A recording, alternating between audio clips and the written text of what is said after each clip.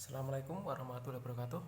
Nama saya Gusti Wirarjo dengan NIM 1808311024. Di sini saya akan mencoba mewawancarai seseorang yang saya anggap telah memiliki kematangan karir di bidang kepolisian, yaitu Ibu Jaliana Putri Kurniawati yang telah bekerja di institusi kepolisian sejak tahun 2014 di bidang perlindungan perempuan dan anak. Selamat sore Ibu, mohon maaf mengganggu waktunya. Di sini saya mohon izin untuk melakukan wawancara Ibu tentang awal mulanya Ibu mendaftar atau bisa diterima menjadi anggota Polri dan sampai bekerja sampai saat ini.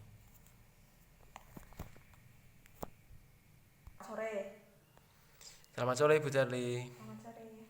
Mohon maaf mengganggu waktunya ya. Jadi di sini saya akan mewawancarai Ibu karena saya anggap Ibu sudah memiliki kematangan karir.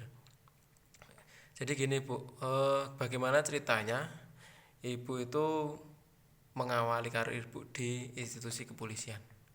Jadi saya itu mengawali karir di kepolisian ini saya mulai kelas 2 SMA. Nah, saya ini mulai mencari informasi-informasi tentang apa aja yang harus dipersiapkan. Saya biasanya latihan fisik seperti renang, terus kemudian lari itu seminggu bisa 3 kali.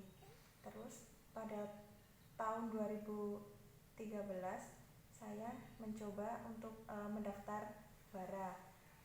Kenapa saya mendaftar WARA? Karena menurut saya gimana ya, kayak wah gitu. Kemudian saya nyoba daftar, akan tetapi kemudian gagal. Gimana ya Mas, sedih? Ya sedih, tapi gimana lagi, saya berpikir bahwa mungkin belum rezekinya. Kemudian pada tahun 2014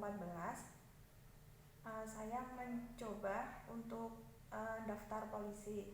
Saya berusaha lebih giat lagi dalam berusaha berlatih agar bisa lolos, dan alhamdulillah hasilnya saya dinyatakan lolos. Kemudian setelah itu saya pendidikan di Pusdikbimas Banyu Biru selama 7 bulan, kemudian saya dilantik menjadi Bribda. Setelah dilantik dengan pangkat Bribda, kemudian Ibu bekerja langsung turun ke lapangan atau bekerja di mana? Setelah dilantik saya ditempatkan di unit PPA, Mas. Apa itu Bu PPA? Unit reskrim, jadi itu bagian pelayanan perempuan dan anak. Jadi khusus melayani kasus-kasus tentang perempuan dan anak.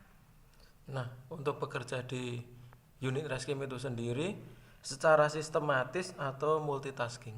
Kalau ditanya secara sistematis atau multitasking, jelas dua-duanya, Mas.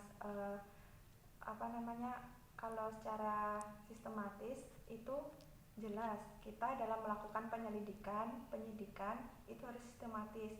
Terus SOP itu kita bekerja juga harus sesuai SOP. Sedangkan kalau multitasking itu kan kita dalam menangani kasus-kasus itu kan beragam, Mas.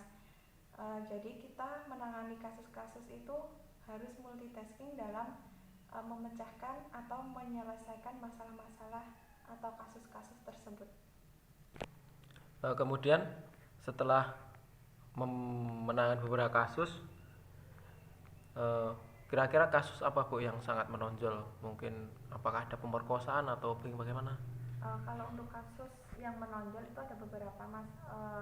Ada biasanya KDRT, terus ada pemerkosaan, terus ada pencabulan. Biasanya 3 itu, Mas. Oh, jadi biasanya kalau untuk perempuan dan anak sekitar 3 kasus itu ya Bu? Iya. Terus proses pembelajaran apa yang sudah Ibu lakukan untuk menambah kemampuan Ibu dalam bidang pelayanan perempuan dan anak ini?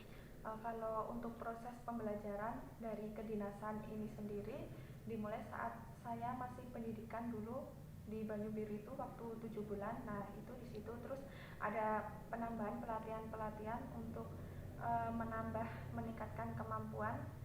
Kemudian untuk yang di luar non dinas ini saya juga kuliah mengambil psikologi, dan alhamdulillah sudah lulus saya. Kenapa saya mengambil psikologi? Karena ini mendukung tugas saya untuk bekerja di unit reskrim untuk menangani kasus-kasus PPA. Wah, selamat ya Ibu, sudah lulus menjadi sarjana psikologi. Untuk pertanyaan selanjutnya, bagaimana strategi Ibu untuk mengembangkan karir di institusi kepolisian itu sendiri? Untuk mengembangkan karir di institusi kepolisian ini sendiri, menurut saya sama sih Mas, kayak polisi-polisi lain. Yang paling penting bagi saya tidak melanggar aturan. Saya juga tidak melupakan kodrat saya sebagai seorang istri dan juga seorang ibu. Menurut saya itu strategi mengembangkan karir yang bagus itu kita bisa menyeimbangkan antara kantor dan juga rumah. Percuma Mas apabila karir saya itu bagus tetapi rumah tangga saya berantakan. Wah, benar juga ya Bu. Kalau karirnya terlalu cepat atau cepat berkembang tapi rumah berantakan, ya percuma saja. Berarti Ibu sudah berkeluarga? Sudah Mas. Sudah memiliki anak berarti juga? Sudah. Berarti kalau sudah memiliki keluarga dan juga bekerja, biasanya kan banyak konflik-konflik yang datang. Terus bagaimana, seberapa sering Ibu menghadapi konflik? Sangat sering sekali Mas. Kadang di rumah itu dengan kadang suami, kadang anak, terus belum lagi di kantor, nanti dengan teman, terus dengan atasan seperti itu. Belum lagi berhadapan dengan orang-orang yang bermasalah ketika di kantor. Nah, terus bagaimana Ibu untuk menyikapi konflik-konflik tersebut atau strategi bagaimana mengatasi konflik tersebut? Kalau strategi saya biasanya saya merenungi dulu masalahnya apa, kenapa bisa seperti ini, terus kemudian bagaimana sih cara menyelesaikan masalah ini. Nah, nanti kalau setelah waktunya sudah tepat, saya akan bahas konflik ini dan bicara baik-baik untuk mendapatkan titik temu dengan. Berarti intinya harus sabar dan berpikir berapa kali ya Bu, jadi tidak langsung ambil tindakan. Terus apakah Ibu sudah benar-benar memberikan manfaat untuk orang lain selama bekerja di kepolisian? Kalau manfaat saya kira sudah ya Mas, ya semoga saja sudah, karena saya sudah bekerja selama ya kurang lebih 5 tahunan Mas, dari 2014. Banyak kasus yang saya tangani seperti kasus pemerkosaan, kasus pencabulan, kasus KDRT seperti itu.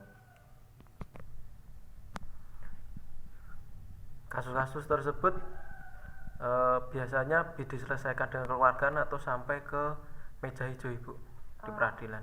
Ada beberapa yang Mas, sampai ke pengadilan, ke meja hijau. Ada beberapa yang diselesaikan secara diversi. Oh, jadi seperti itu. Jadi tidak harus sampai ke meja hijau ya Bu, bisa diselesaikan secara keluargaan juga. Iya betul Mas. Terus yang terakhir Ibu, apa yang diberikan untuk menolong orang lain yang selama ini Ibu lakukan? Yang saya berikan untuk menolong orang lain yaitu pengabdian Mas. Saya sebagai anggota Polri memang tidak sempurna, tetapi saya berusaha semaksimal mungkin untuk melindungi perempuan-perempuan dan anak-anak. Oh, jadi seperti itu Ibu. Jadi Ibu memberikan pengabdian kepada negara melalui pekerjaan Ibu di institusi kepolisian.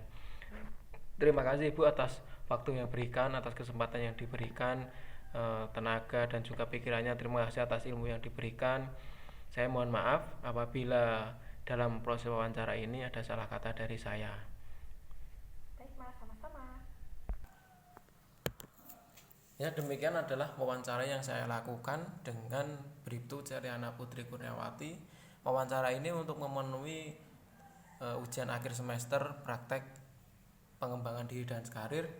Di sini saya melakukan wawancara langsung karena saya mencoba melakukan wawancara melalui video call, tetapi audionya tidak terekam, sehingga saya mohon maaf kepada dosen apabila saya mengerjakan tugas ini tidak sesuai dengan perintah. Sekian dari saya. Assalamualaikum warahmatullahi wabarakatuh.